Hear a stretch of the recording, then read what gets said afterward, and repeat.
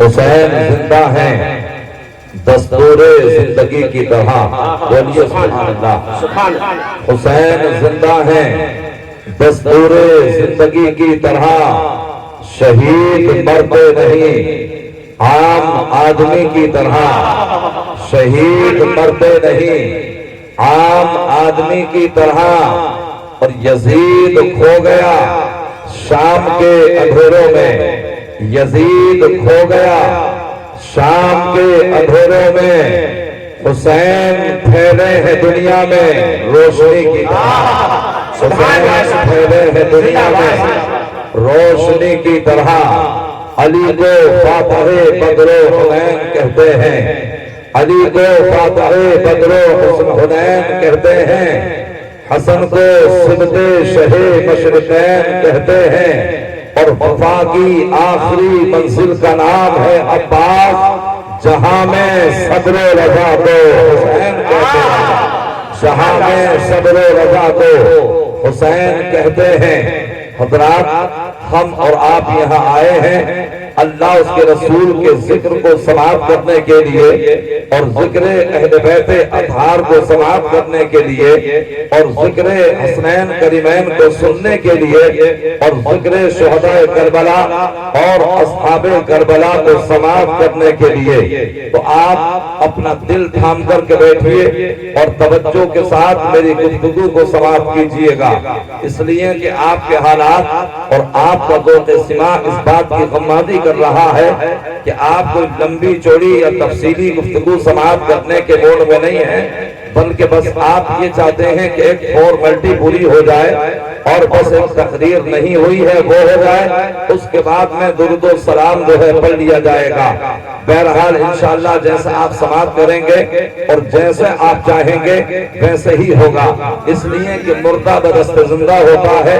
بس آپ تھوڑی سی توجہ مجھے دیں، آپ کی توجہ درکار ہے۔ ہم اور آپ اس نبی کا کلمہ پڑھنے والے ہیں اور اس نبی کی محبت کا دم بھرنے والے ہیں کہ وہ پیغمبر جب سرزمین مکہ پر جلوگر ہوئے، آپ جب دنیا میں تشریف نہیں لائے تھے بلکہ آپ اپنی ماں کے شکم میں تھے، آپ کے والد گرامی کا وصال ہو جاتا ہے، آپ دنیا میں تشریف لائے تو آپ کے والد کا سایہ سر سے اٹھ چکا تھا، یہاں تک کہ اب آپ تبدد ہوئے، قدم رنجہ فرمایا اور سرزمین مکہ پر میرے آقا کی تشریف آوری ہوئی۔ حضرات گرامی، حضرت آمنہ اپنے بیٹے کی پرورش کرتی رہی، اپنے بیٹے کی تربیت کرتی رہی، آپ پروان چڑھتے رہے۔ جب آپ کی عمر شریف یعنی 6 سال کی ہوتی ہے تو آپ کی والدہ کا بھی وصال ہو جاتا ہے، پھر آپ کی تربیت آپ کے دادا محترم حضرت عبد المطلب کرتے ہیں۔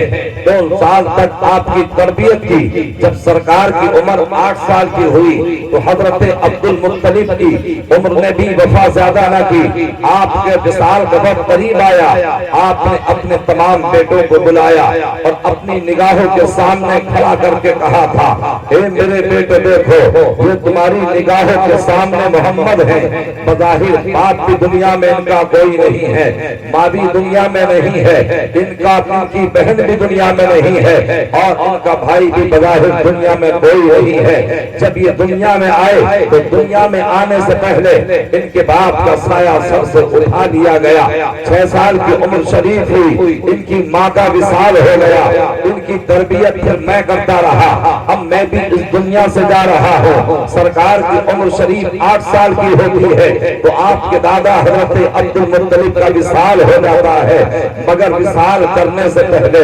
انتقال کرنے سے پہلے، ارتحال فرمانے سے پہلے اپنے 11 بیٹوں کو سامنے بلا کر کے کھڑا کیا، جتنے بھی آپ کے بیٹے تھے سب کو نگاہوں کے سامنے کھڑا کیا تھا۔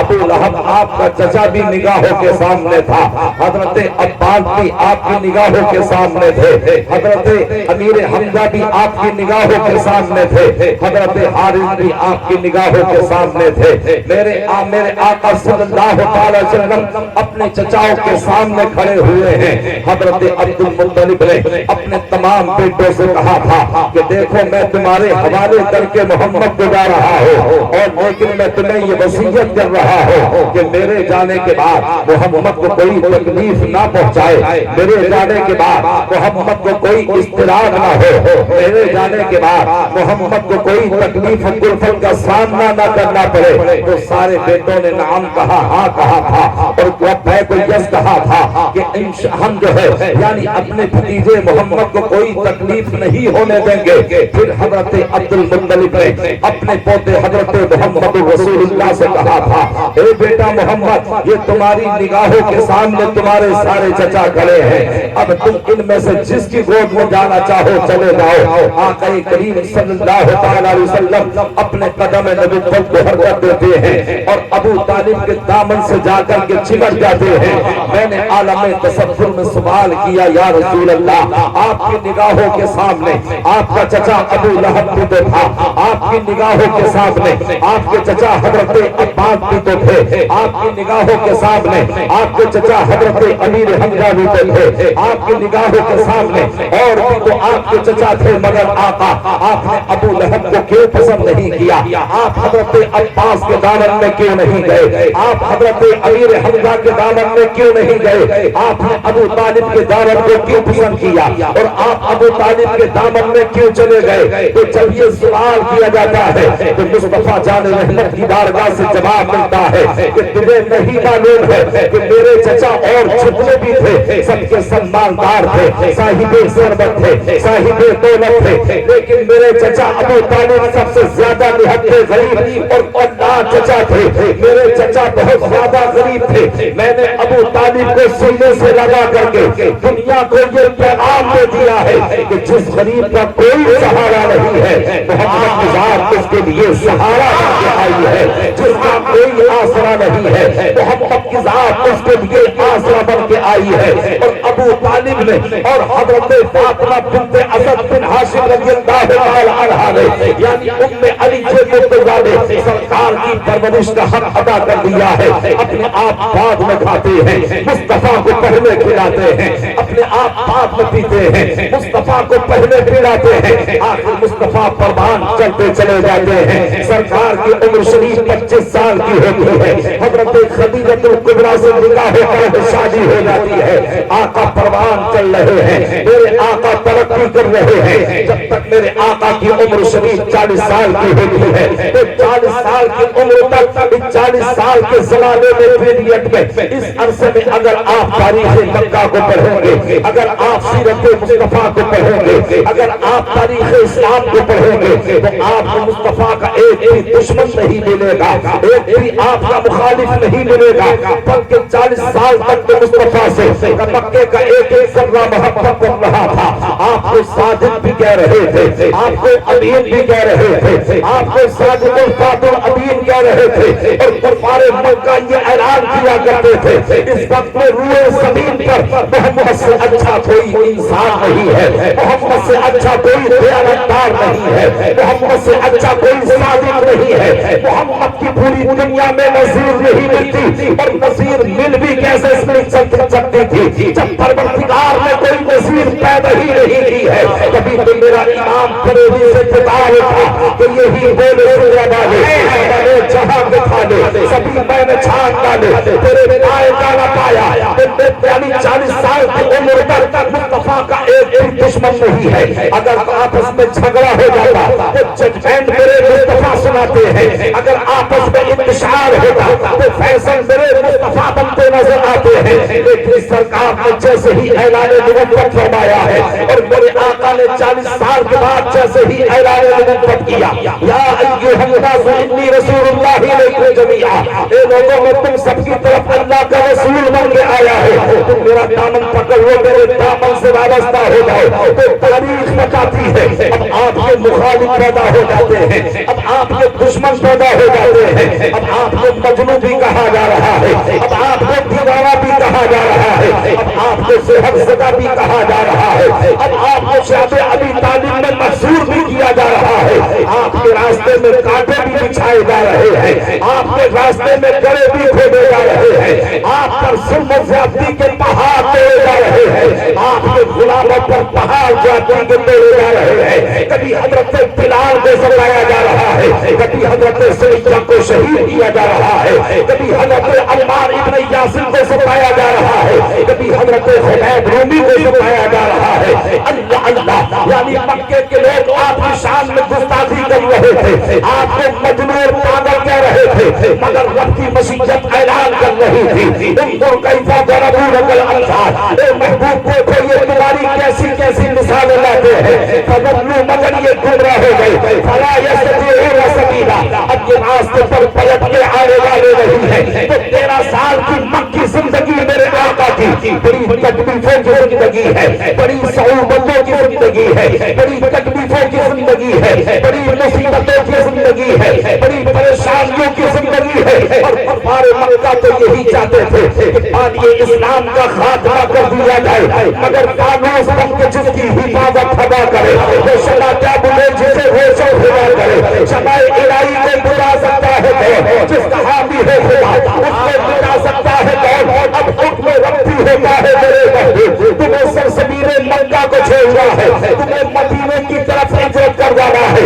اب مصطفیٰ ہجرت کر رہے ہیں، حضرت ابو بکر ساتھ میں ہے، حضرت فاروق اعظم بھی ہجرت کر رہے ہیں، حضرت عثمان غنی بھی ہجرت کر رہے ہیں، حضرت بلال بھی ہجرت کر رہے ہیں، آپ کے جانثار ہجرت کر رہے ہیں۔ اب میرے آقا مدینہ شریف میں پہنچے، اب جیسے ہی مدینہ شریف میں قدم رکھتے ہیں تو صحابہ جو انصاری صحابہ تھے ان کی محبت کو دیکھو، ان کے تواضع انکساری کو دیکھو، ان کے جذبہ ایثار کو دیکھو، ان کے مہمان نوازی کا طریقہ دیکھو۔ ہر صحابی انصاری کہہ رہا تھا یا رسول اللہ میرے یہاں قیام فرمائیے، اے آقا مہمان نوازی کا شرف مجھے عطا فرمائیے، میں آپ کی مہمان نوازی کروں گا۔ تو میرے آقا نے ارشاد فرمایا کہ فیصلہ ہماری اونٹوں پر ہے، ہماری اونٹ جس کے مکان کے آگے بیٹھے گی تو ہمارا قیام اسی کے گھر میں ہوگا۔ اب حضرت ابو ایوب انصاری کی قسمت کا ستارہ چمکتا ہے، حضرت ابو ایوب انصاری کے دروازے کے ساتھ میں بیٹھتی ہے، سامان اتار دیا جاتا ہے۔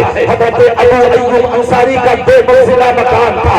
اب کہتے ہیں یا رسول اللہ آپ بالائی منزل پہ رہے، میں نیچے کی منزل میں رہوں گا، اگر آپ نیچے رہیں گے میں اوپر رہوں گا تو یہ بے ادبی ہو جائے گی، میں آپ کا احترام کس طریقے سے کر پاؤں گا۔ تو میرے آقا نے ارشاد فرمایا اے ابو ایوب انصاری تم اوپر کی منزل پہ رہو، اس لیے کہ لوگ مجھ سے ملنے کے لیے آئیں گے، لوگ مجھ سے ملاقات کرنے کے لیے آئیں گے، لوگ دائرہ اسلام میں داخلہ لینے کے لیے آئیں گے۔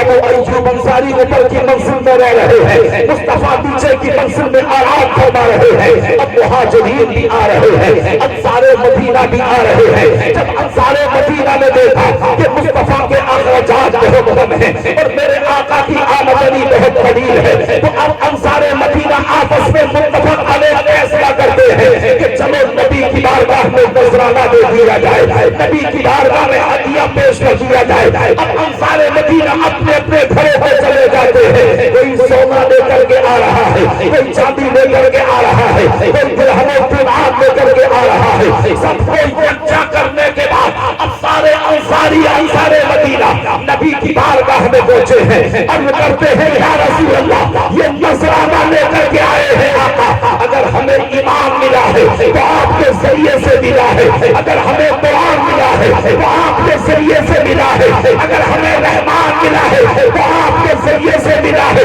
ہم تو معبودان باطل کی پوجا کر رہے تھے، ہم تو جہنم کی ڈگر پہ لگے ہوئے تھے، اے آقا آپ نے ہمیں جنت کا مسافر بنا دیا ہے، ہمارے ہدیے کو قبول فرما لیجیے۔ بس یہ گفتگو ہو ہی رہی تھی کہ اتنے میں جبریل امین آئے اور آنے کے بعد عرض کی یا رسول اللہ، رب فرماتا ہے اِنَّا أَسْأَلُكُمْ عَلَيْهِ أَجْرًا إِلَّا الْمَوَدَّةَ فِي الْقُرْبَىٰ۔ اے محبوب آپ اعلان فرما دو کہ میں نے جو تمہیں ایمان کی دولت عطا فرمائی ہے، میں نے جو تمہیں دعوت تبلیغ کا ثبوت تمہارے سامنے پیش کیا ہے، میں نے جہنم سے بچا کر کے تمہیں جنت کا مستحق بنا دیا ہے۔ میں اس وقت سے کوئی اجرت نہیں چاہتا، مگر میں یہ چاہتا ہوں کہ تم میرے اہل بیت سے محبت کرو۔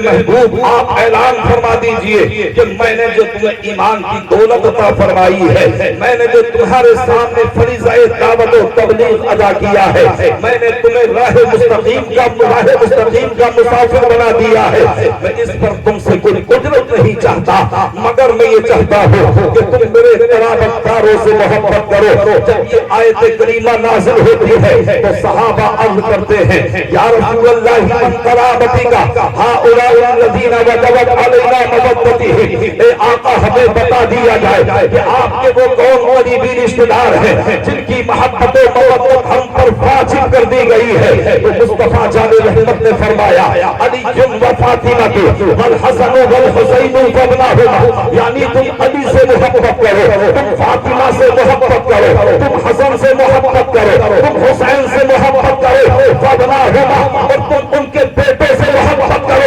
تو مطلب یہ ہوگا کہ امام زین العابدین حسین کے بیٹے ہیں، امام باقر حسین کے بیٹے ہیں، امام جعفر حسین کے بیٹے ہیں، امام حسن عسکری حسین کے بیٹے ہیں، غوث اعظم حسین کے بیٹے ہیں، غریب نواب حسین کے بیٹے ہیں، صابر پاک حسین کے بیٹے ہیں، صدر اللہ فاضل حسین کے بیٹے ہیں، مقتول سیدنا حسین کے بیٹے ہیں، محدث اعظم حسین کے بیٹے ہیں، سرکار قضا حسین کے بیٹے ہیں، مقتول مہرانہ حسین کے بیٹے ہیں، اور مقتول یعنی وارث بیوہ حسین کے بیٹے ہیں۔ میرے آقا نے ارشاد فرمایا کہ تم علی سے بھی محبت کرو، تم فاطمہ سے بھی محبت کرو، تم حسن حسین سے بھی محبت کرو، اور اپنا تم ان کے بیٹوں سے بھی محبت کرو۔ تو مطلب یہ ہوا کہ تم امام زین العابدین سے بھی محبت کرو، تم امام جعفر سے بھی محبت کرو، تم امام باقر سے بھی محبت کرو، تم غوث اعظم سے بھی محبت کرو، تم غریب نواز سے بھی محبت کرو، تم صابر پاک سے بھی محبت کرو، تم صدر اللہ فاضل سے بھی محبت کرو، تم وارث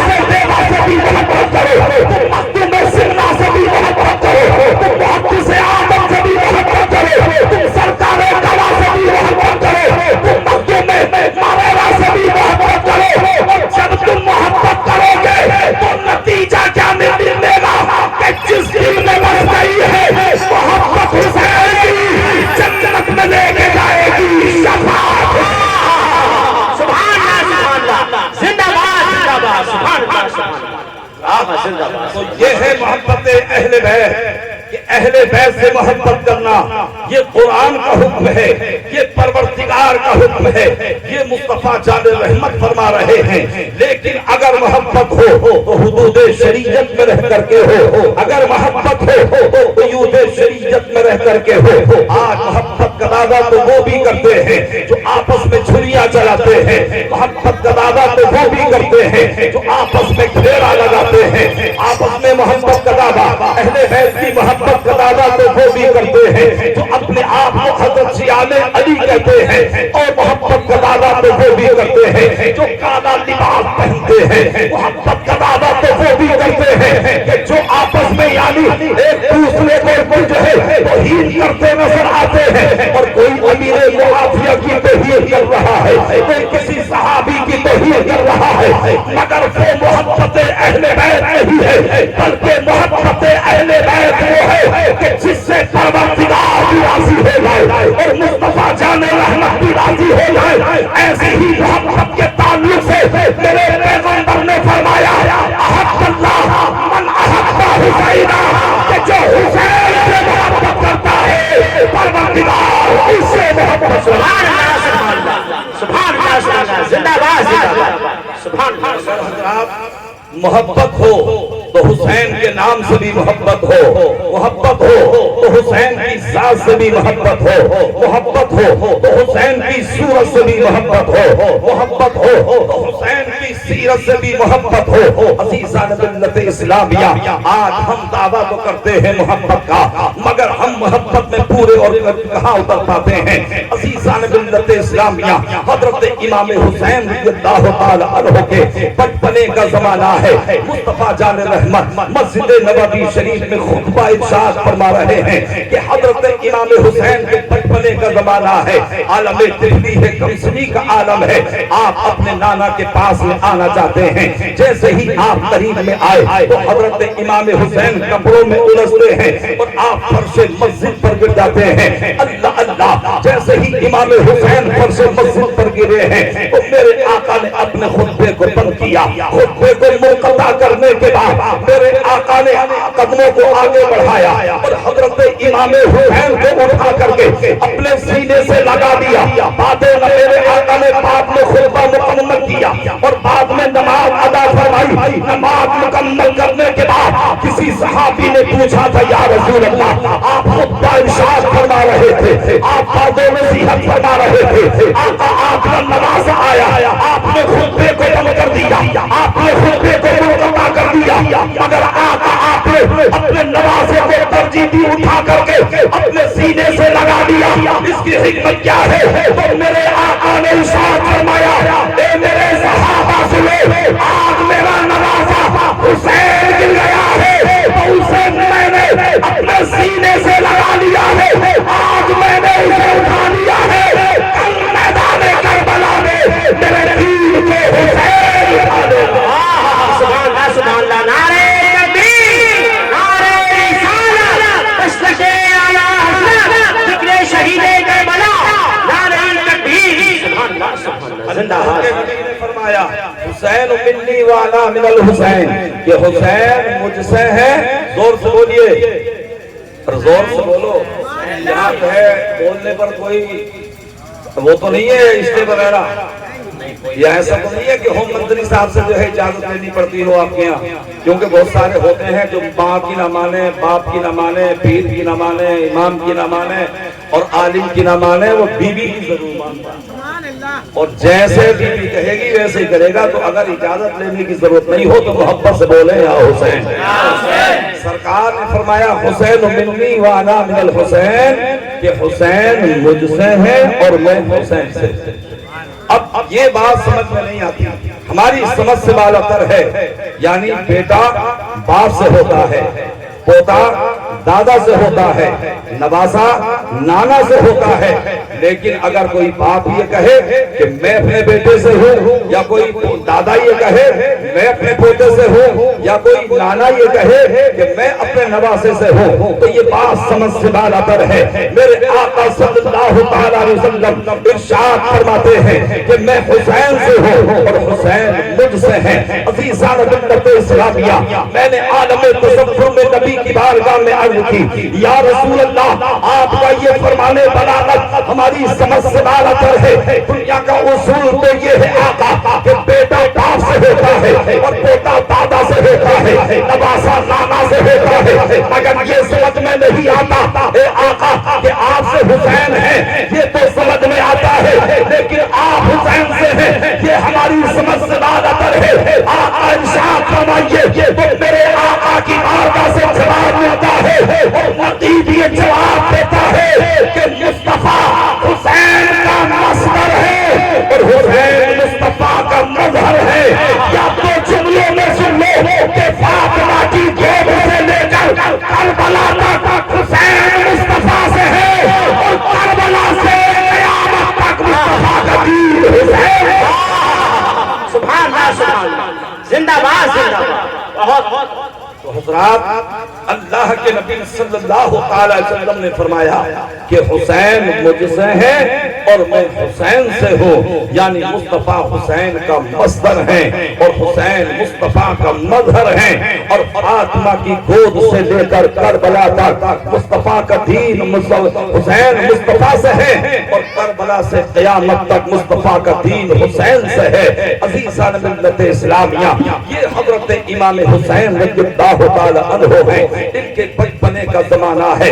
اللہ اللہ، جب حضرت امام حسین پیدا ہوئے تو ان کی تو پیدائش کا معاملہ بھی الگ تھا۔ آج جب ہمارے ہاں بچے پیدا ہوتے ہیں تو ان کے معاملات الگ ہوتے ہیں، مگر جب حضرت امام حسین دنیا میں تشریف لائے ہیں، جب آپ تشریف لائے تو آقا کریم صلی اللہ علیہ وسلم کو خبر دی گئی کہ آپ کی بیٹی فاطمہ کے یہاں ایک جان سا بیٹا پیدا ہوا ہے، آپ کی بیٹی کے یہاں ایک جان سا بیٹا تشریف لایا ہے۔ اب مصطفیٰ جان رحمت تشریف لے جاتے ہیں، حضرت امام حسین کو گود میں لیا، میرے آقا نے کان میں اذان کہی اور میرے آقا نے آپ کے منہ میں اپنی زبان نبوت کو دے دیا، اور پھر میرے آقا نے ارشاد فرمایا، یعنی کچھ اشارے میں فرمایا کہ اے بیٹا حسین، یہ امام الانبیاء کی آواز ہے، تم اس آواز کی لاج رکھ لینا۔ تو حضرت امام حسین نے اشارے میں جواب دیا تھا، آقا اگر یہ آواز امام الانبیاء کی ہے تو یہ کان بھی آپ کے نواسے حسین کے ہیں،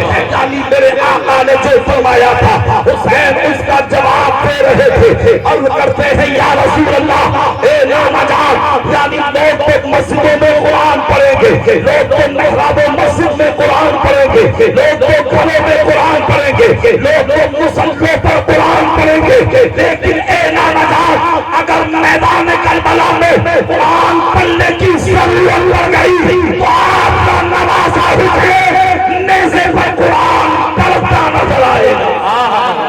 سبحان اللہ۔ دنیا نے دیکھا کہ حضرت امام حسین رضی اللہ تعالی عنہ نے نیزے پر چڑھ کر بھی قرآن پاک کی تلاوت کی ہے۔ اللہ اللہ۔ اب حضرت امام حسین تبدد ہو گئے ہیں، آقا کریم صلی اللہ علیہ وسلم نے حضرت علی سے فرمایا، حضرت فاطمہ سے فرمایا کہ بتاؤ بچے کا نام کیا رکھا ہے؟ عرض کرتے ہیں یا رسول اللہ، ہماری ہمت و جرأت کیا ہے جو ہم بچے کا نام رکھیں؟ نام تو آپ ہی رکھیں گے، نام تو امام الانبیاء ہی تجویز فرمائیں گے۔ عزیزان ملت اسلامیہ، یہ گفتگو ہو ہی رہی تھی کہ اتنے میں حضرت جبریل امی آ گئے اور عرض کرتے ہیں یا رسول اللہ، رب آپ کو سلام بھی فرماتا ہے اور رب ارشاد فرماتا ہے کہ میرے محبوب سے کہہ دو اپنے نواسے کا نام حضرت ہارون کے دوسرے بیٹے یعنی شبیر کے نام پہ رکھیں، جس کا مطلب ہوتا ہے حسین۔ تو اب حسین کا نام رکھا جا رہا ہے، حضرات جنتی ناموں سے نام رکھا جا رہا ہے۔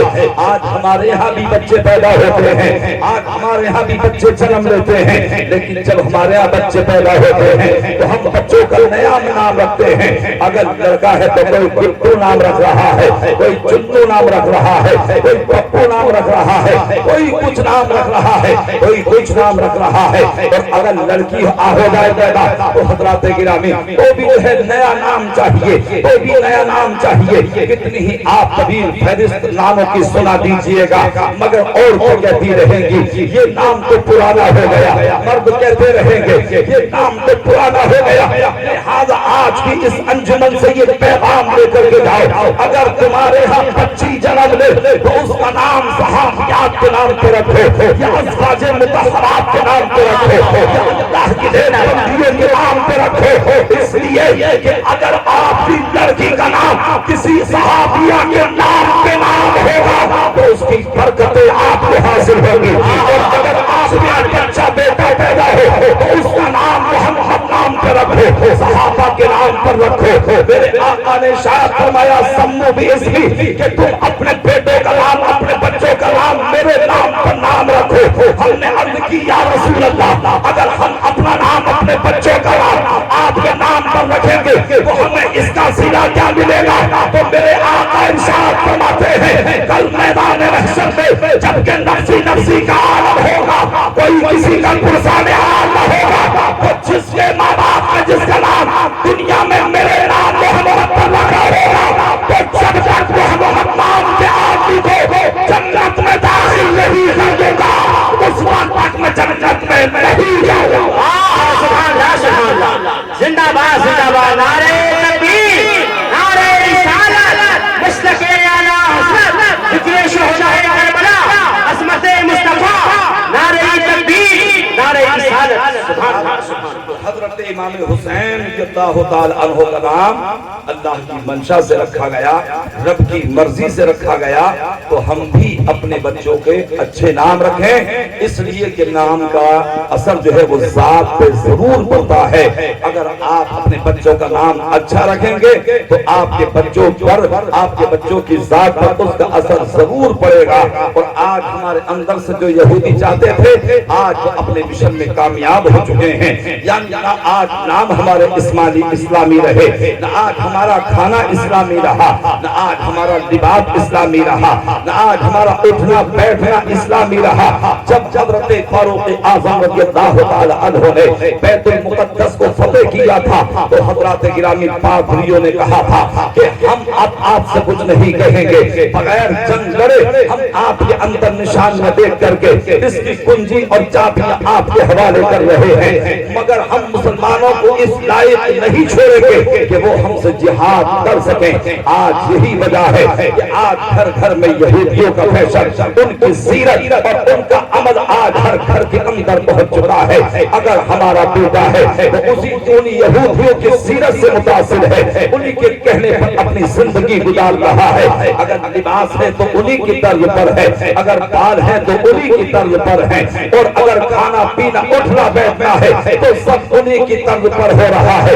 لہذا میرے بھائیو، جب تک ہم اپنی زندگی میں انقلاب برپا نہیں کریں گے، جب تک ہماری زندگی میں تبدل پیدا نہیں ہوگا، اس وقت تک ہم کامیاب و ظفریاب نہیں ہو سکتے ہیں۔ تو حضرات گرامی، رب اعلان فرما رہا ہے، میرے محبوب آپ اعلان فرما دیجئے کہ اے لوگوں، میں نے جو تمہیں دین کی دعوت عطا فرمائی ہے، میں اس پر تم سے کچھ اجرت نہیں چاہتا، میں اس پر تم سے کچھ اجرت نہیں مانگتا، مگر میں یہ چاہتا ہوں کہ تم میرے اہل بیت سے محبت کرو۔ تو جب ہم اہل بیت سے محبت کریں گے، مقصد کیا تھا؟ بہت ساری حکمتیں ہیں، مگر محبت کرنے میں ایک حکمت یہ بھی ہے، میرے آقا نے، میرے اللہ نے جو فرمایا کہ محبوب آپ اعلان فرما دو کہ لوگوں میری اہل بیت سے محبت کرو۔ تو جب ہم اہل بیت سے محبت کریں گے تو کبھی ہم شریعت کے خلاف ورزی نہ کر سکیں گے۔ جب ہم اہل بیت سے محبت کریں گے تو ہم ان کی سیرت سے مل کر کے زندگی کو نہیں گزاریں گے، بلکہ ان کی سیرت کے مطابق زندگی کو گزاریں گے۔ عزیزان ملت اسلامیہ،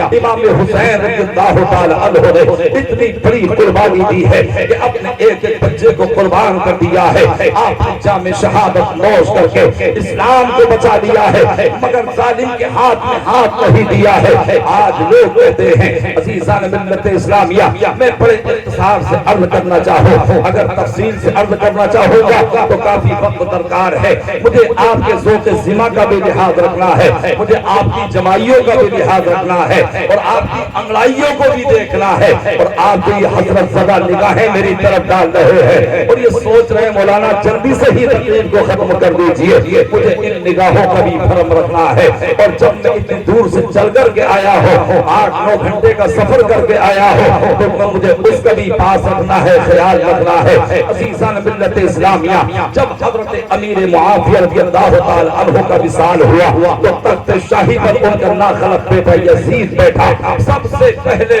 اس نے یہ مکتوب اور خط لکھا تھا، مکتوب جاری کیا اور اس میں نام 4 صحابہ کے لکھے تھے۔ حضرت حسین ابن علی کا بھی نام لکھا تھا، حضرت عبداللہ بن زبیر کا نام لکھا تھا، حضرت عبداللہ ابن عمر کا نام لکھا تھا، حضرت عبد الرحمن بن ابی بکر کا نام لکھا تھا، اور گورنر مدینہ کو اس نے یہ ارسال کیا بھیجا تھا کہ ان 4 لوگوں سے میری بیعت لے لو۔ اگر یہ میری بیعت لے لے، اب میری بیعت قبول کر لیتے ہیں، اگر میرے ہاتھ میں ہاتھ دے دیتے ہیں تو فبیہا، ورنہ ان کی گردن مارنے سے بھی گریز نہ کرو۔ اللہ اللہ، عزیزان ملت اسلامیہ، اب گورنر مدینہ کے پاس یہ مکتوب اور خط آیا یزید کا، اور گورنر مدینہ نے خبر بھیجی حضرت امام حسین رضی اللہ تعالی عنہ کے پاس میں۔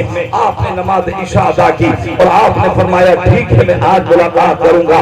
نماز عشاء پڑھنے کے بعد آپ بالکل طرح گورنر ہاؤس میں پہنچے، اور پہنچنے کے بعد جب ولید ابن عتبہ سے ملاقات کی تو اس نے کہا یہ خط ہے خود پڑھ لیجئے، یزید نے یہ مکتوب و خط بھیجا ہے آپ اسے خود ہی پڑھ لیجئے۔ جب حضرت امام حسین نے پڑھا تو آپ کے جسم کے اندر ایک کیفیت طاری ہو گئی اور کہا یزید فاسق و فاجر ہے، یزید ظالم ہے، یزید دین کو بدلنا چاہتا ہے، یزید چاہتا یہ ہے کہ میں امیر المؤمنین بھی رہوں اور میں تخت پر بیٹھ کر شراب بھی پیتا رہوں، یزید یہ چاہتا ہے کہ میں امیر المسلمین بھی بنا رہوں اور میں عورتوں کو اپنے لیے حلال بھی قرار دیتا رہوں اور میں زنا بالجبر بھی کرتا رہوں یا میں زنا کو جو ہے عام بھی کرتا رہوں۔ حضرت امام حسین نے گورنر مدینہ سے کہا تھا کہ یہ علی کا بیٹا ہے، نبی کا بیٹا ہے، میں اپنی جان کو دے سکتا ہوں مگر میں یزید کے ہاتھ میں ہاتھ نہیں دے سکتا۔ اللہ اللہ، یعنی یزید یہ چاہتا تھا کہ میں اپنی طبیعت سے زندگی گزاروں مگر حسین یہ چاہتے تھے کہ پوری کائنات کے لوگ شریعت کے مطابق زندگی گزارے۔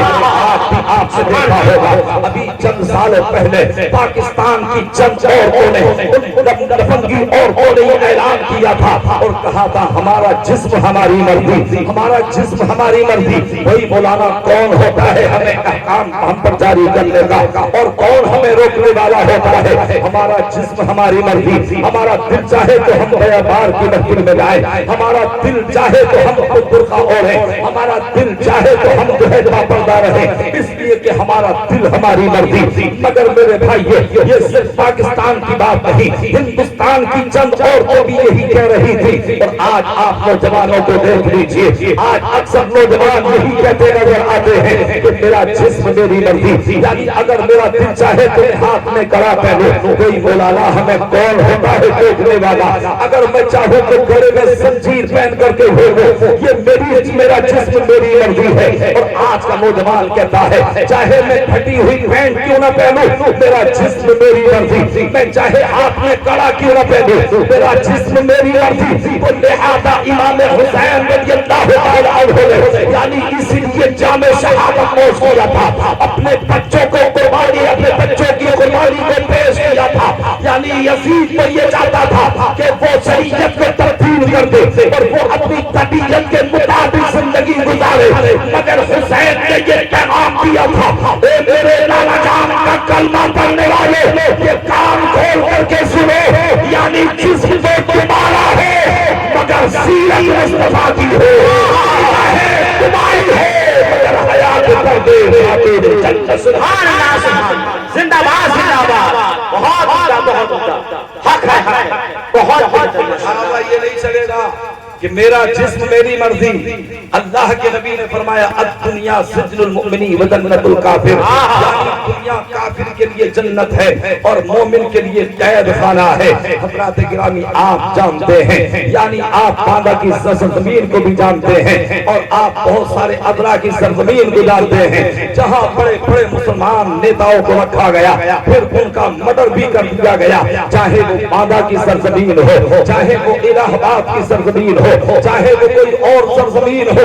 لہذا میرے بھائی جب آدمی جیل کے اندر جاتا ہے تو اپنی مرضی سے نہ وہ کھا سکتا ہے، اپنی مرضی سے نہ وہ پی سکتا ہے، اپنی مرضی سے نہ وہ باہر جا سکتا ہے، اپنی مرضی سے نہ وہ کسی سے ملاقات کر سکتا ہے، اپنی مرضی سے نہ وہ کسی سے بات کر سکتا ہے، اس لیے کہ جب آدمی زندانوں کے اندر ہوتا ہے، جب وہ قید خانوں کے اندر ہوتا ہے، جب وہ جیل خانوں کے اندر ہوتا ہے تو اب اس میں اب اس کی اپنی مرضی نہیں چلتی بلکہ وہاں کے حکام کی مرضی چلتی ہے۔ جب جیلر چاہتا ہے تب اسے کھانا دیا جاتا ہے، جب جیلر چاہتا ہے تو اس کی ملاقات کرائی جاتی ہے، جب جیلر چاہتا ہے تو اسے باہر نکالا جاتا ہے۔ تو یہ تو دنیا کی قیدی کا معاملہ ہے، مگر مصطفیٰ جان رحمت نے فرمایا کہ یہ دنیا مومن کے لیے قید خانہ ہے اور کافر کے لیے جنت ہے۔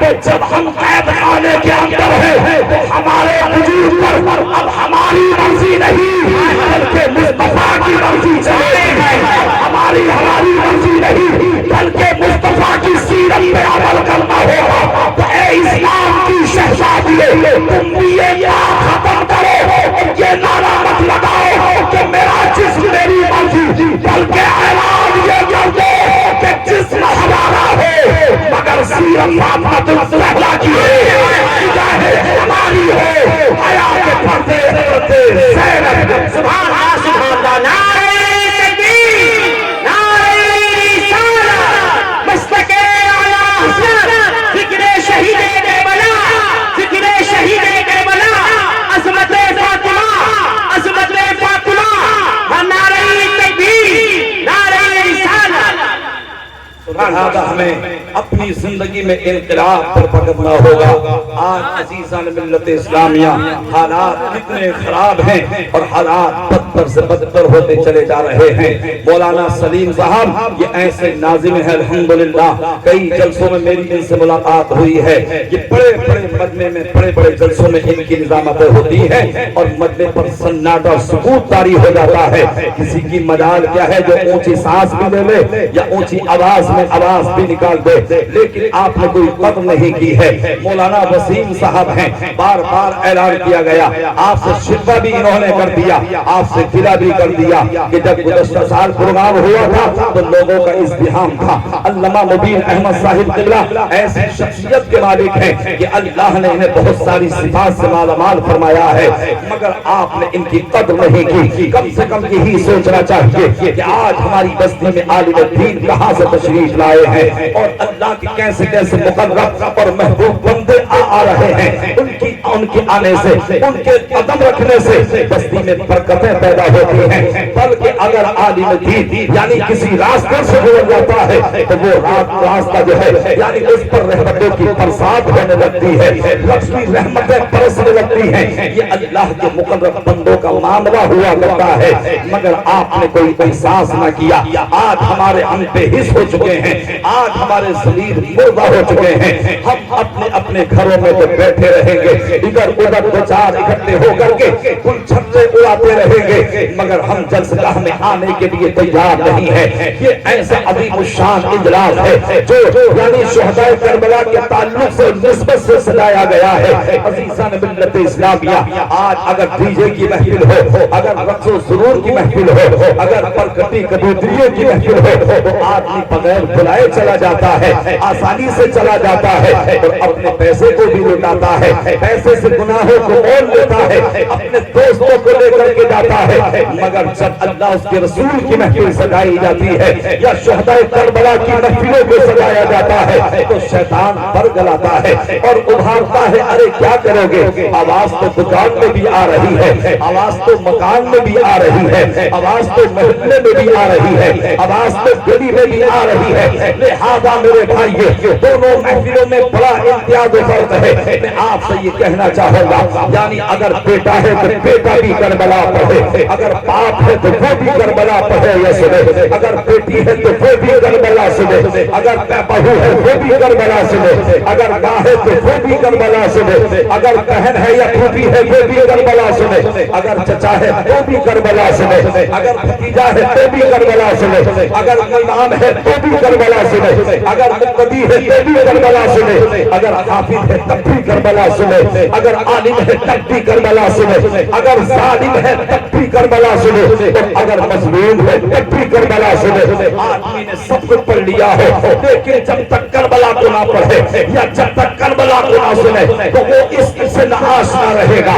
جب آدمی کربلا کو پڑھے گا, اگر بیٹا کربلا کو پڑھے گا تو حضرت علی انور کی طرح جان دینے کا جذبہ سیکھ جائے گا. اگر بھتیجا کربلا سنے گا تو حضرت قاسم کی طرح سے راہ حق میں جان دینے کا سلیقہ سیکھ جائے گا. اگر بیٹی کربلا پڑھے گی تو حضرت سکینہ کا کردار مل جائے گا. اگر بہو کربلا پڑھے گی تو حضرت شہربانے کا اسما مل جائے گا. اگر پھوپھی کربلا پڑھے گی تو حضرت زینب کا کردار مل جائے گا. اور اگر مقتدی کربلا پڑھے گا تو جو ہے ایمان کا حق ادا کرنے کا سلیقہ سیکھ جائے گا. اگر حافظ قرآن کربلا پڑھے گا تو نیزے پر چڑھ کر قرآن پڑھنا سیکھ جائے گا. اگر ایمان کربلا سنے گا تو دین کو بچانے کا جذبہ سیکھ جائے گا. اگر ظالم کربلا پڑھے گا تو یزید کا حق دے کر ظلم کرنا چھوڑ دے گا. اگر مظلوم کربلا پڑھے گا تو ظالموں سے ٹکرانے کا جذبہ سیکھ. زندہ باد زندہ باد. سبحان اللہ سبحان اللہ. حق ہے بالکل.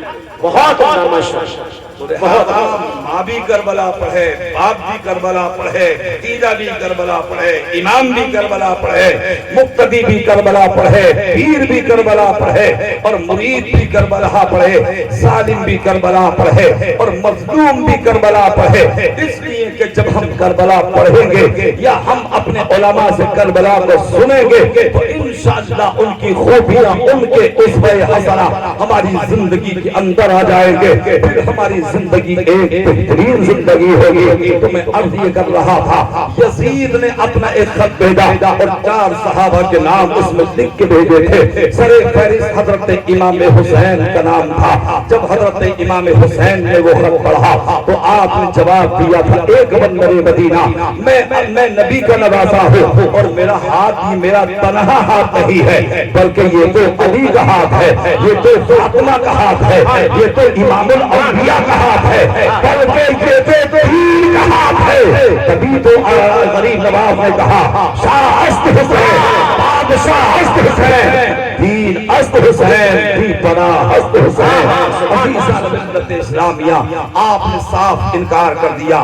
انکار کرنے کے بعد اپنے گھر میں جلوہ گر ہوئے۔ حضرت عباس سے فرمایا، بھیا عباس تم بھی آ جاؤ، علی اکبر تم بھی آ جاؤ، علی اصغر تم بھی آ جاؤ، زینب تم بھی آ جاؤ، شہربانوں کو بھی ساتھ میں لے لو اور حضرت سکینہ کو بھی ساتھ میں لے لو اور علی اصغر کو بھی ساتھ میں لے لو، قاسم تم بھی آ جاؤ۔ یہ مختصر سا قافلہ جب یکجا ہوتا ہے، جمع ہوتا ہے تو حضرت امام حسین سے حضرت عباس نے کہا تھا، بھیا اب آپ کے یہ گڈھا کیوں کر رہے ہیں، آپ سب کو جمع کیوں کر رہے ہیں؟ امام حسین نے جواب دیا تھا، اب مکے کی مدینے کی سرزمین ہم پر بند کر دی گئی ہے، اب ہمیں مدینے کی سرزمین کو چھوڑنا ہے، اب چلو آخری سلام اپنے نانا جان کو کر لیتے ہیں۔ اب یہ مقدس چھوٹا سا قافلہ اپنے نانا جان کی بارگاہ میں جاتا ہے۔ کہاں جا رہا ہے؟ تربت مصطفیٰ پر جا رہا ہے، بارگاہ مصطفیٰ میں جا رہا ہے، اپنے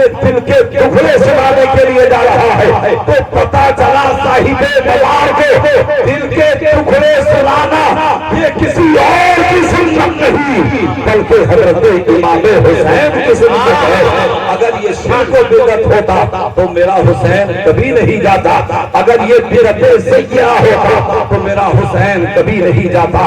اب حضرت امام حسین گئے، جانے کے بعد اپنے نانا جان کی بارگاہ میں سلام پیش کیا اور سلام پیش کرنے کے بعد اپنی آنکھوں میں آنسو بھر لاتے ہیں، عرض کرتے ہیں، نانا جان آپ کو اب تو وقت قریب آ گیا ہے کہ جس دن کی آپ نے شہادت کی خبر دی تھی، اے نانا جان اب میں اس سرزمین پر جا رہا ہوں کہ جس جگہ کی مٹی حضرت جبریل امین لا کر دی تھی، اب میں اس میدان کربلا میں جا رہا ہوں کہ جس جگہ کی مٹی آپ نے میری ماں حضرت ام سلمہ کو عطا فرمائی تھی۔ اللہ اللہ، آقا کریم صلی اللہ علیہ وسلم کی بارگاہ میں حضرت امام حسین عرض کر رہے ہیں، اے نانا جان اب آپ کا مدینہ چھوٹ رہا ہے، اے نانا جان اب آپ کے روزے سے میں دور ہو رہا ہوں۔ اللہ اللہ، ذرا سوچیے تو صحیح، آپ میں سے کسی نے حج کیا ہوگا؟ علامہ مبین احمد صاحب قبلہ نے جیسے کہ ابھی اعلان میں سنا کہ حج کر چکے ہیں، بڑی مسرت و شادمانی انبساط کی بات ہے۔ اللہ ہر مسلمان کو وہ پیارے مصطفیٰ ضرور اس کی زیارت نصیب فرمائے اور حج کی سعادت نصیب فرمائے۔ جب حاجی حج کرنے کے لیے جاتے ہیں تو یا تو 8 دن کے لیے پہلے بھیج دیا جاتا ہے یا حج کرنے کے بعد 8 دن کا موقع دیا جاتا ہے اور وہاں 40 نمازیں ادا کرائی جاتی ہیں۔ مگر پوچھو ان حاجیوں سے، پوچھو علامہ مبین احمد صاحب قبلہ سے کہ آپ ذرا بتائیے کہ جب آپ مدینے سے چلے تھے تو آپ کی کیفیت کیا تھی، آپ کے جذبات کا عالم کیا تھا، آپ کے دل کی کیفیت کا عالم کیا تھا؟ اللہ اللہ، تو علامہ مبین احمد صاحب کہیں گے اور یہ حجت سے کرام بتاتے ہیں کہ جب حاجی حج کرنے کے بعد اور جب مصطفیٰ کی بارگاہ میں جاتا ہے، جب معلم اعلان کر دیتا ہے کہ سب حاجی اب جو اپنا رستے سے فرما دے، ان کی رخصتی کا وقت آ گیا ہے، تو حجت سے کرام بتاتے ہیں کہ جیسے ہی اعلان سنا جاتا ہے یعنی دل تڑپنے لگتا ہے، دل مچلنے لگتا ہے، ہر حاجی نبی کی بارگاہ میں عرض کرتا ہے، یا رسول اللہ بڑی تمنائیں لے کر کے آیا تھا، بڑی آرزویں لے کر کے آیا تھا، اے آقا اب آپ کی کوئی امت سے دور جا رہا ہوں، آپ کے قدموں سے دور جا رہا ہوں، آقا دعا فرمائیے کہ میں بار بار آپ کی گنبد کی زیارت کے لیے آؤں، میں بار بار آپ کی تربت کی زیارت کے لیے آؤں۔ اور حجاز کرام بتاتے ہیں کہ جب سامان باندھ لیا جاتا ہے، کسوں کے اندر سامان رکھ دیا جاتا ہے، تو حجاز کرام گنبد خضرا کو دیکھتے رہتے ہیں اور آخری سلام پیش کرتے رہتے ہیں۔ حجاز کرام بتاتے ہیں کہ جہاں تک گنبد خضرا نظر آتا ہے، جہاں تک مسجد نبوی کے مینار نظر آتے ہیں، حاجی وہاں تک دیکھتے رہتے ہیں اور وہاں تک تڑپتے رہتے ہیں، اپنے آقا کی بارگاہ میں صلاۃ و سلام کے نذرانے پیش کرتے رہتے ہیں۔ آخر یہ حاجی 8 دن کے لیے گئے تھے تو اتنی محبت پیدا ہو گئی، مگر میرا حسین تو پیدا مدینے میں ہوا تھا، میرے حسین کا بچپنا مدینے میں گزرا، میرے حسین کی جوانی مدینے میں گزری، میرے حسین کی زندگی کے 56 سال مدینے میں گزرے، تو حسین کے کس طرح سے محبت ہو گئی ہوگی، نتیجے سے کتنی الفت ہو گئی ہوگی، مگر میرا حسین سب کچھ گوارا کر سکتا تھا، مگر قریب بننا چاہے یہ حسین گوارا نہیں کر سکتا۔ زندہ باد، زندہ باد، حق ہے، بالکل حق ہے، بالکل زندہ باد۔ سلام پیش کیا، پھر اپنی بہن زینب سے کہا چلو بہن زینب ماں کی تربت میں بھی فاتحہ پڑھنے، آخری سلام ماں کو کرنے۔ اب یہ پھر مقدس قافلہ تربت مصطفیٰ سے جدا ہو کر کے حضرت خاتون جنت کی قبر پر جنت البقیع میں پہنچا۔ حضرت امام حسین نے بھی سلام کیا اور سارے قافلے والوں نے سلام کیا۔ حضرت زینب نے اپنی ماں کی تربت پر ہاتھ رکھ کے کہا تھا امی جان آج وہ وقت آ گیا ہے جس کی آپ نے خبر دی تھی، اے امی جان آج آپ کے نازوں کا بالا حسین آپ کے قدموں سے دور ہو رہا ہے۔ اے امی جان جب آپ کا آخری وقت تھا اور جب آپ آخری سلام پیش کرنے کے لیے نبی کی بارگاہ میں آئی تھی تو آپ نے فرمایا تھا بیٹی آج جس طریقے سے میرے ساتھ میں حسن و حسین ہیں کل تیرے ساتھ میں اور محمد ہوں گے۔ اے میری بیٹی تو اپنے بھائی کا ساتھ دینا کبھی منہ نہ موڑنا، اس لیے کہ مجھے حسین کی وہ شہادت بھی یاد آ رہی ہے اور مجھے حسن کا وہ زہر کا پیالہ بھی یاد آ رہا ہے۔ حضرت زینب نے کہا تھا امی جان آج آپ کے نازوں کا بالا حسین آپ کے قدموں سے دور جا رہا ہے۔ اے امی جان آپ کے دل کا سرور آپ کی آنکھوں کا نور حسین آپ سے دور ہو رہا ہے۔ امی جان آج اپنی قبر سے باہر نکلیے اور اپنی بیٹی کو سینے سے لگائیے تاکہ میرے دل کو تسلی ہو جائے، میرے دل کو تشفی ہو جائے۔ تربت فاطمہ سے آواز آئی تھی اے میری بیٹی اگر تم زیادہ ضد کرو گی تو مجھے باہر آنا پڑے گا اور جیسے ہی قبر پھٹی تو قیامت برپا ہو جائے گی، لیکن اے میری بیٹی سنو سنو تم آخری وقت میں بھی اپنے بھائی حسین کا ساتھ مت چھوڑنا اور ہر مصیبت ہر دکھ و درد و علم تم ہنس کے جو ہے اسے سہ لینا مگر اپنے بھائی کا ساتھ نہ چھوڑنا۔ جاؤ اللہ تمہیں صبر بھی عطا فرمائے گا اور اللہ تمہیں استقامت بھی عطا فرمائے گا۔ اللہ اللہ اب یہ قافلہ وہاں سے سلام کرنے کے بعد اپنے گھر میں آتا ہے، پورا رخت سفر باندھ دیا جاتا ہے۔ مدینہ شریف کے لوگ تو آرام و راحت کی نیند سو رہے تھے اور وہ کبوتر گنبد خضرا کی زیارت کر رہے تھے، کوئی جو ہے درود و سلام پیش کر رہا تھا، کوئی گنبد خضرا سے اپنے پروں کو بس کر رہا تھا، کوئی اپنے سینے سے لگا رہا تھا، مگر آج نبی کا نوازا حسین تربت مصطفیٰ کو چھوڑ رہا تھا، مدینہ الرسول کو چھوڑ رہا تھا۔ حضرت امام حسین نے کہا تھا چلو اب جلدی سے کوچ کیا جائے، اس لیے کہ مدینے کی سرزمین ہم پر تنگ کر دی گئی ہے۔ جب سب تیار ہو جاتے ہیں تو حضرت سکینہ جو امام حسین کی 14 سال کی تقریباً تھی وہ ان کی بیٹی تھی حضرت صغرا، حضرت صغرا نے کہا تھا ابا جان کیا میں ساتھ میں نہیں چلوں گی، کہ آپ مجھے ساتھ لے کر کے نہیں چلیں گے؟ آپ نے فرمایا تھا نہیں بیٹی تمہاری طبیعت ناساز ہے، تمہیں یہی رہنا ہے۔ حضرت سکینہ حضرت صغرا کی آنکھوں میں آنسو آ گئے اور آنے کے بعد نے کہا تھا ابا جان جب علی اصغر جا سکتا ہے میرا بھائی علی اکبر جا سکتا ہے, میرا بھائی قاسم جا سکتا ہے, تو پھر آپ کی بیٹی سغرا کیوں نہیں جا سکتی؟ حضرت سغرا نے رو کر کے کہا تھا, اے ابا جان, آپ کو معلوم ہونا چاہیے کہ جب مسجد نبوی سے اذان کی صدا بلند ہوتی ہے, میں آپ کے لیے پانی لاتی ہوں وضو کرنے کے لیے, میں ماں کے لیے مسجدہ بچھا دیتی ہوں, میں علی اکبر کے لیے امامہ لے کر کے آتی ہوں, میں بی زینب کے لیے مسجدہ بچھاتی ہوں, اور میں اپنی بہن سکینہ کو قرآن پاک پڑھنا سکھاتی ہوں. اللہ اللہ. حضرت سغرا کہتی ہے, بابا جان آپ مجھ پر یہ آپ بندش مت لگائیے, اور آپ مجھے بھی ساتھ لے کر کے چلیے, میں اپنے اصغر کے بنا کیسے رہوں گی؟ جب میرا علی اکبر مجھے یاد آئے گا تو میں اس کی یاد میں تڑپوں گی. آپ مجھے میرے علی اکبر سے دور نہ کیجیے, آپ مجھے میرے علی اصغر سے دور نہ کیجیے. حضرت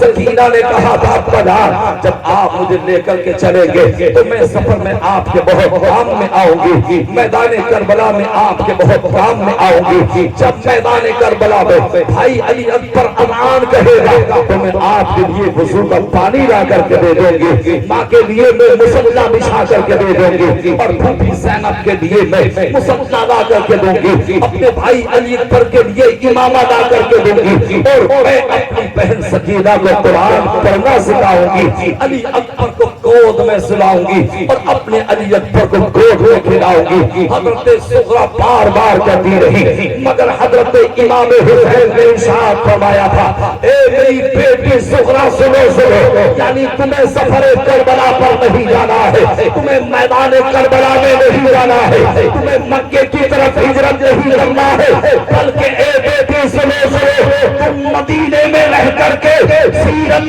فاطمہ کو عام کرنا, اور ہم مدینے میں جا کر کے مصطفیٰ کے پیغام کو کیا بات ہے, بہت حق حضرت امام حسین سفر کرنے پر آمادہ ہیں.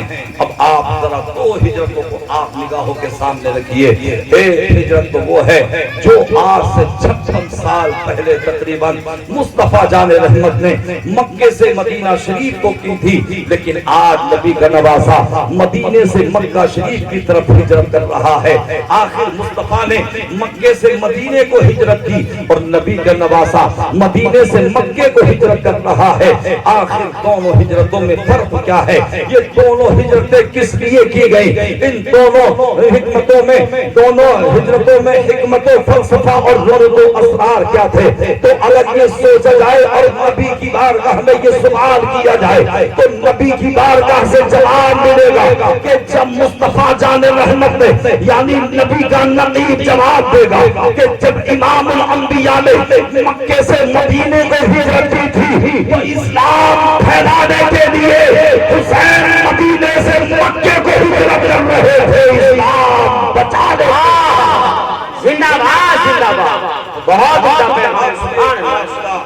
پوچھ ہی کرنے والا تھا, مدینے کے لوگ آ گئے اور آنے کے بعد نے کہا تھا, حسین مت جائیے, آپ مدینے کو چھوڑ کر کے مت جائیے, ہم آپ کو دیکھتے ہیں ہمارے دلوں کو تسلی ہوتی ہے, ہم علی اکبر کو دیکھتے ہیں ہمیں مصطفیٰ کی یاد جب آتی ہے, علی اکبر کو دیکھ لیتے ہیں, حسین مت جائیے. مگر قدرت کو تو کچھ اور ہی معلوم تھا, آپ کی شہادت کی خبر تو بچپنے میں ہی دے دی گئی تھی. اللہ اللہ. آپ نے فرمایا, میں تمہاری نہیں مانوں گا, اس لیے کہ میں یہ گوارا کر ہی نہیں سکتا ہوں کہ میں یزید کے ہاتھ میں ہاتھ دے دوں, اس لیے کہ اگر تنہا حسین کا ہاتھ ہوتا تو دیکھا سوچا بھی جا سکتا تھا, مگر یہ تنہا حسین کا ہاتھ نہیں بلکہ یہ دین کا ہاتھ تھا, مصطفیٰ کا ہاتھ تھا. حضرات گرامی, اب حضرت امام حسین رضی اللہ تعالی عنہ نے آپ نے ہجرت فرمائی اور آپ مکہ شریف تشریف لے جاتے ہیں.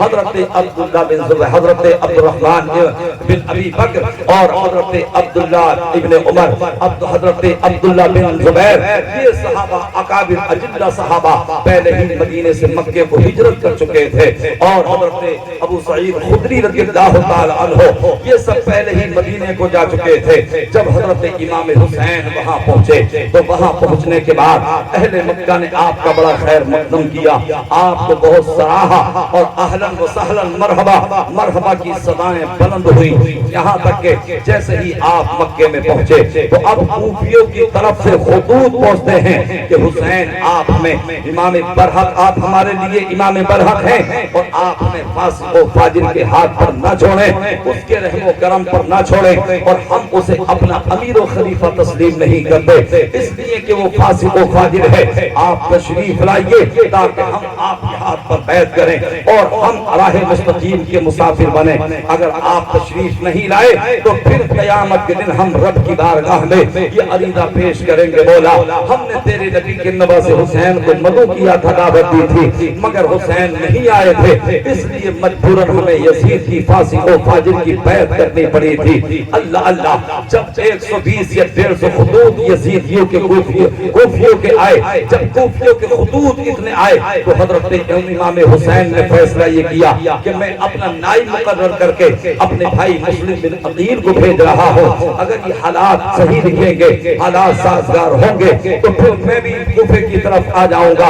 اب حضرت مسلم کو بھیجا، ان کے دونوں بیٹے محمد و ابراہیم کو وہ ساتھ لے کر کے گئے، آخر ان ظالموں نے انہیں شہید کر دیا، اور وہ اتنے بڑے ظالم ہیں کوفی کہ جنہوں نے حضرت علی کو بھی شہید کیا، جنہوں نے حضرت امام حسن کو بھی شہید کیا، جنہوں نے حضرت مسلم کو بھی شہید کیا، اور جس نے محمد ابراہیم کو بھی شہید کیا۔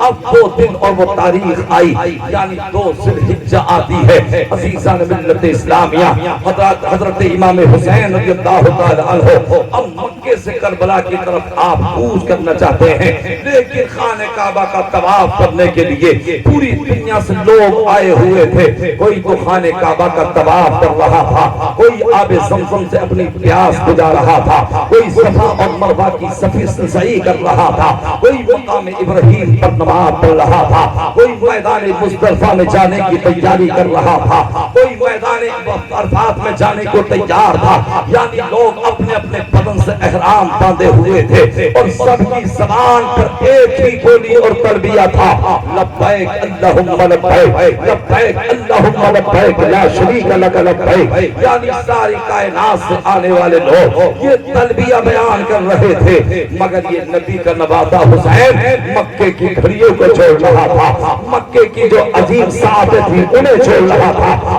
مکے کی عظیم صحراؤں کو چھوڑ رہا تھا، خانہ کعبہ کو چھوڑ رہا تھا۔ اب یہ سوال یہ پیدا ہوتا ہے کہ حسین کیوں حج کو چھوڑ کر کے جا رہے تھے؟ اگر تو 4 دن کے بعد چلے جاتے تو کیا ہوتا؟ حضرات میرے حسین میں یعنی ایک تو حج نہیں بلکہ پاپیادہ چل کر کے آپ نے جو ہے 25 حج ادا فرمائے ہیں، پیدل چل کر کے 25 حج ادا کیے ہیں۔ اب آپ نفلی حج کو چھوڑتے ہیں، لوگوں نے سمجھایا، صحابہ نے کہا کہ آپ یہاں رہیے، ہم آپ پر اپنی جانوں کو نثار کر دیں گے، ہم آپ پر اپنی جانوں کو لٹا دیں گے، مگر حضرت امام حسین نے فرمایا جو وعدہ میں کر چکا ہوں وہ تو مجھے پورا کرنا ہے۔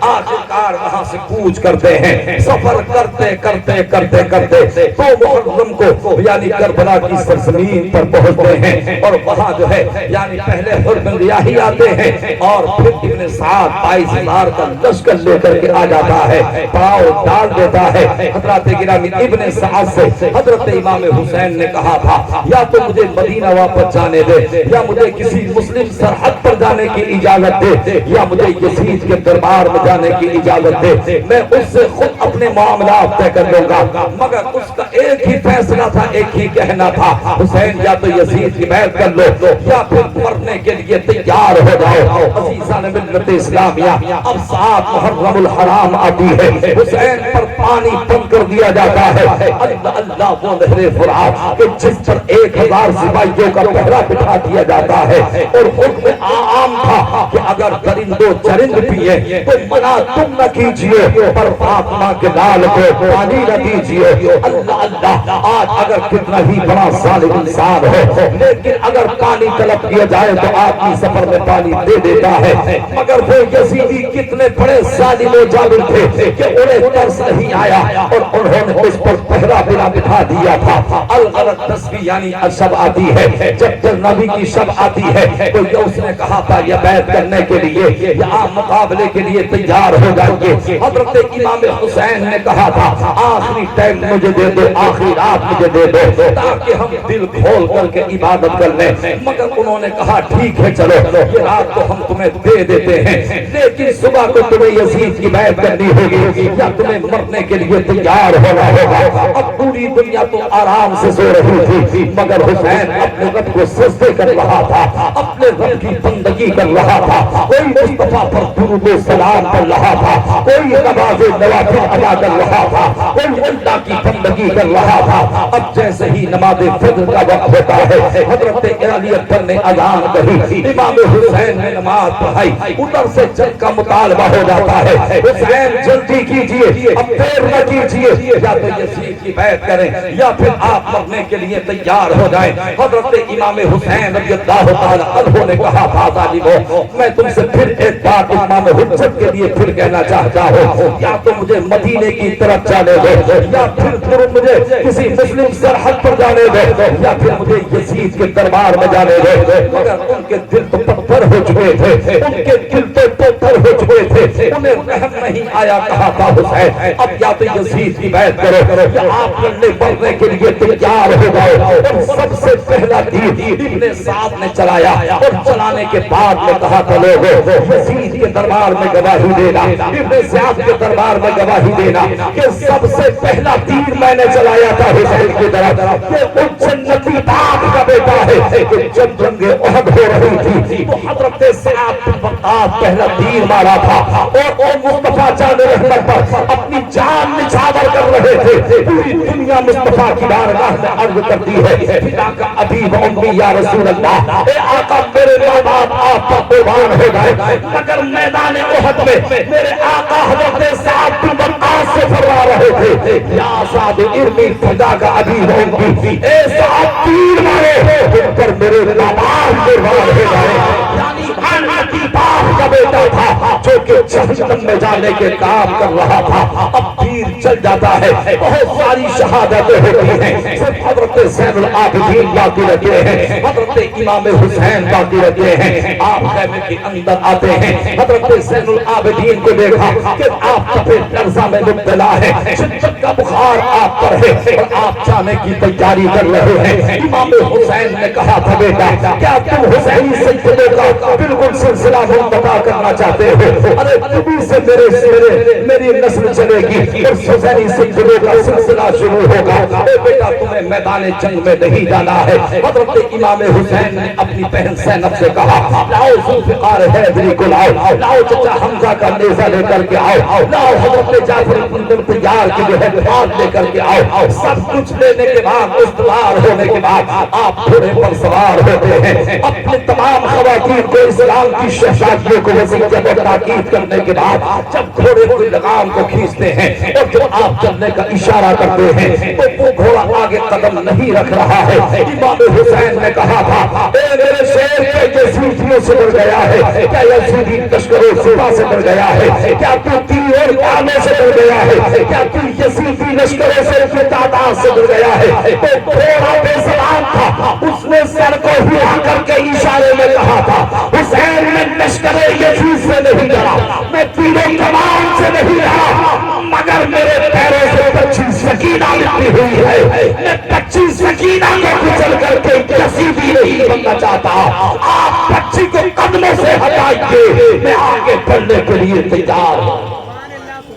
حسین نے نیچے اتر کر کے دیکھا تو 25 سکینہ قدموں سے لپٹی ہوئی ہے، 25 کو سینے سے لگایا اور پیار کیا، فرمایا اے میرے لال، اے میری تخت جگر، میری نور نظر، بیٹی تمہیں صبر و تحمل سے کام لینا ہے، ہمارا امتحان تو ختم ہونے والا ہے لیکن تمہارے امتحان کا آغاز ہونے والا ہے۔ اللہ اللہ چھوٹی سی بچی تھی مگر مان جاتی ہے اور کہتی ہے اے بابا جان آپ میدان کارزار کی طرف مت جائیے، اس لیے کہ صبح سے لے کر اب تک جو بھی میدان کارزار کی طرف گیا ہے وہ زندہ پلٹ کر کے نہیں آیا ہے. بھائی علی اکبر گیا, ان ظالموں نے علی اکبر کو بھی مار دیا. علی اصغر گیا, ان ظالموں نے اسے بھی نہیں چھوڑا. چچا عباس میرے لیے پانی لینے کے لیے گئے تھے, مگر ان ظالموں نے انہیں بھی شہید کر دیا. میرے بھائی قاسم کو بھی شہید کر دیا. ابا جان آپ مت جائیے ورنہ یہ ظالم آپ کو بھی نہیں چھوڑیں گے. اللہ اللہ. حضرت امام حسین نے فرمایا تھا, اے میری بیٹی تم صابروں کی اولاد ہو, صبر سے کام لو. اور اے بیٹی خدا حافظ. اور آپ نے گھوڑے کو ایڑ لگائی, آپ میدان کارزار میں پہنچے. اور میدان کارزار میں بس میں بات کہہ کر کے ختم کر رہا ہوں, محبت سے بولیں سبحان اللہ, اور آہستہ سے بولو کہ پولیس نہ آ جائے. بھائی اتنا کیوں گھبرا رہے ہیں آپ, پولیس کیوں آگے, غلط کام تھوڑی کر رہے ہیں آپ. زور سے بولیں یا حسین. ہو گیا, 1 گھنٹے سے زیادہ ہو گیا, بس میں بات پوری کر دوں اور پھر جو ہے میری تقریر ختم ہوتی ہے. ایک مرتبہ اور بولیں یا رسول اللہ, یا رسول اللہ کے نعرے سے ہم کو پیار ہے. اور جس نے یہ نعرہ لگایا اس کو بیڑا, زور سے بولو. اب تو بات ختم ہو رہی ہے, بیڑا پار ہی ہونے والا ہے انشاءاللہ. یہاں بھی بیڑا پار ہوگا اور وہاں بھی بیڑا پار ہوگا. سنیوں کے تو مزے ہی مزے ہیں. تو میں عرض کر رہا تھا, حسین گئے اتمام حجت کے لیے, آپ نے ارشاد فرمایا, اے یزیدیو, اے ابن سعد سن لے, یا تو میں تم سے پھر میں یہی کہنا چاہوں گا کہ تم نے مجھے پانی بند کر دیا, دانا بند کیا, تم نے میرے بچوں کو شہید کیا, کیا تم نے خلاف شرع میرا کوئی عمل دیکھا؟ یزیدیوں نے کہا نہیں. کہا کیا کبھی تم نے میری نماز چھوٹتے ہوئے دیکھا؟ یزیدیوں نے کہا نہیں. کہا تم نے کیا کبھی حقوق اللہ کو چھوڑتے ہوئے دیکھا؟ یزیدیوں نے کہا نہیں. حسین نے کہا کیا کبھی حقوق العباد کو چھوڑتے ہوئے دیکھا؟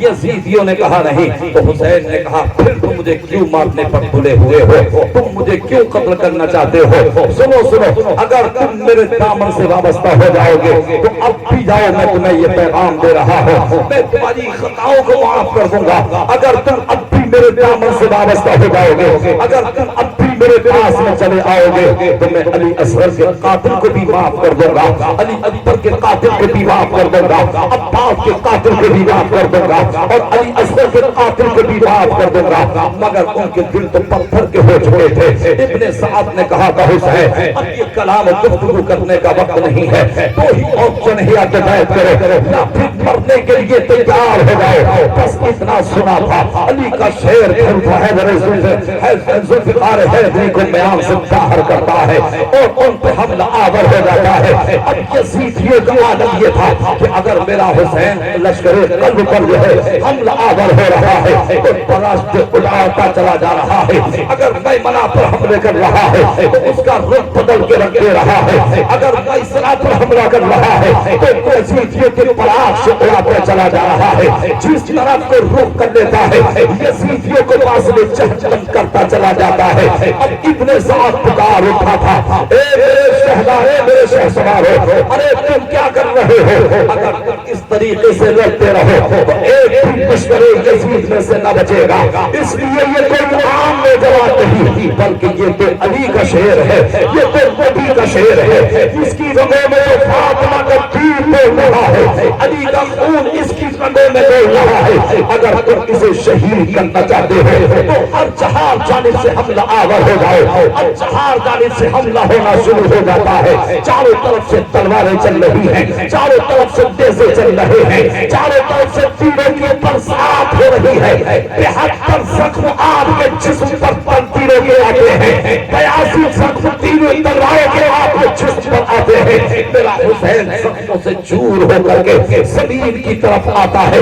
اللہ اللہ, جیسے ہی زمین کی طرف آیا تو اپنے رب کی بارگاہ میں عرض کی تھی, مولا اے پروردگار, اگر پانی پر قدرت ہوتی تو پانی سے وضو کر لیتا, اگر میں مٹی پر قدرت رکھتا تو پروردگار میں مٹی سے تیمم کر لیتا. لیکن اے پروردگار, نہ مجھے مٹی پہ قدرت ہے, نہ مجھے پانی پہ قدرت ہے. اے پروردگار, تیری بارگاہ میں سر جھکا رہا ہوں, تو میرے سر کو اپنی بارگاہ میں قبول فرما دے. حسین کا سر جھکتے ہوئے تو پوری دنیا میں دیکھا تھا, مگر حسین کا سجدے سے سر اٹھتے ہوئے آج تک کسی نے نہیں دیکھا. حسین نے سجدہ کیا تو جب تک حسین کا سر کٹا نہیں تھا تو یزیدیوں نے کہا حسین زندہ.